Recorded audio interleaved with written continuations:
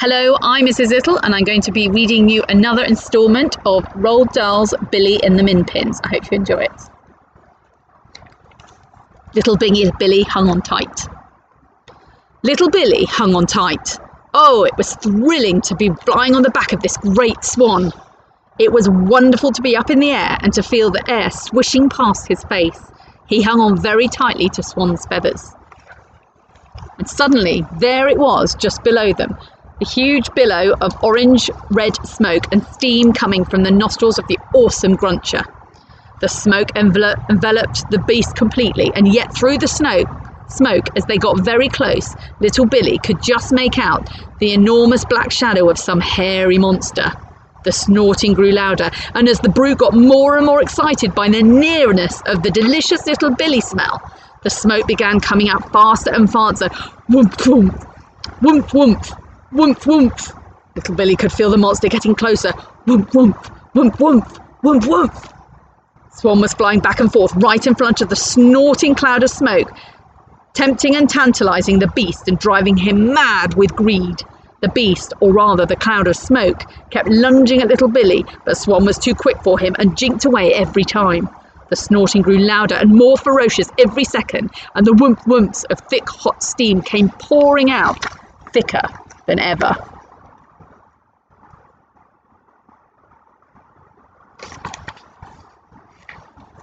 Once, Swan looked around to see if little Billy was all right. Little Billy nodded and smiled, and he could swear Swan nodded and smiled back at him. At last, Swan must have decided that they had done enough teasing. The great thick orange-red cloud was leaping up and down in a frenzy of hunger and desire, and the whole forest was echoing with the snorts and growls of the awesome creature. Swan glided round and headed in a straight line towards the edge of the forest, and of course the vast cloud of smoke came hurtling after him. Swan was very careful to fly low all the time, keeping just in front of the Gruncher, leading him on and on, threading a path carefully through the great trees in the forest. The scent of human food was very strong in the Gruncher's nostrils, and he must have been thinking that so long as he kept going flat out, he would catch his meal in the end.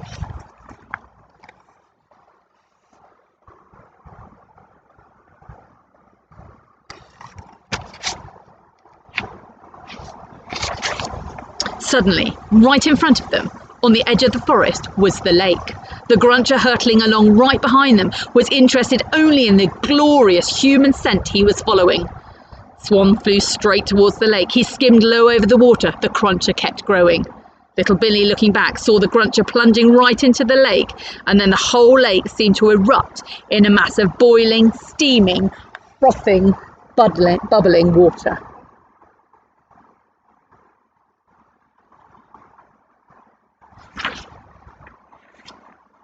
For a brief moment, the terrible, red-hot smoke belching Gruncher made the lake boil and smoke like a volcano.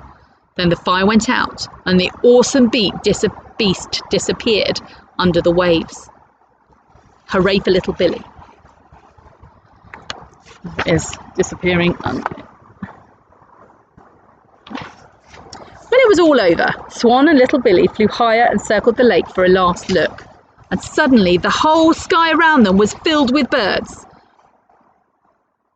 And every bird had one or more Minpins on its back. Little Billy recognised Don Minnie riding on a fine jay, and he was waving and cheering as he flew alongside them. It seemed that all the other Minpins from the big tree, had turned up as well to witness the great victory over the dreaded Gruncher.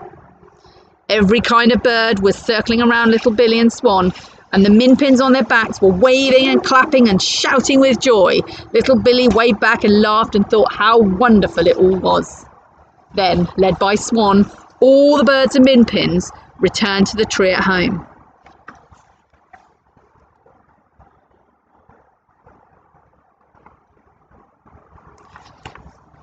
Back in the tree, there was a tremendous celebration for little Billy's victory over the dreaded Gruncher.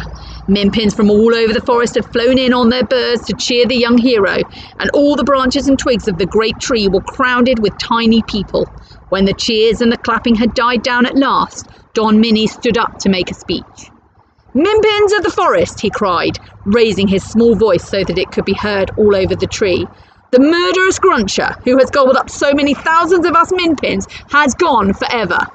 The forest floor is safe at last for us to walk on, so now we can all go down to pick blackberries and winkleberries and puckleberries and muckleberries and twinkleberries and snosberries to our heart's content, and our children can play among the wildflowers and the roots all day long.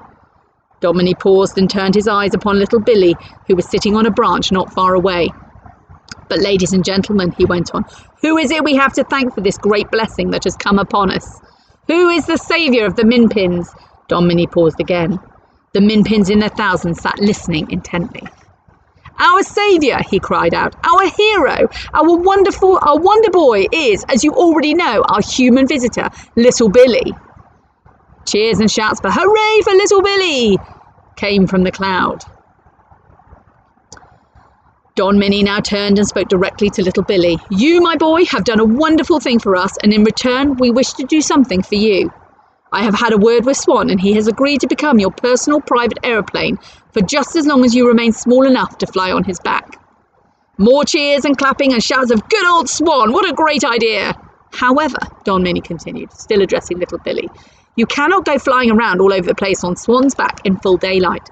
Some human would be bound to see you, and then the secret would be out, and you would be forced to tell your people all about us. That must never happen.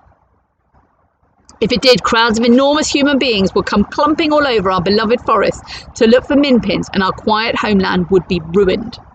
I'll never tell a soul, little Billy cried out. Even so, Dominy said, we cannot risk you making daylight flights. But every night, after the light in your bedroom has been switched off, Swan will come to your window to see if you'd like a ride. Sometimes he will bring you back here to see us. Other times, he will take you to visit places more wonderful than you could ever dream of. Would you like Swan to take you home now? I think we can risk just one more quick daylight flight. Oh, gosh, little Billy cried. I'd clean forgotten about home. Mummy will be in a panic. I must fly. Dominy gave the signal, and in 5 seconds, Swan swooped down and landed on the tree. Little Billy climbed onto his back, and as the great Swan spread his wings and flew away, the whole forest, not just the tree that they were in, but the whole forest from end to end came alive with the cheering of 1,000,000 Minpins. And we will return for the final part another time. Thank you for listening.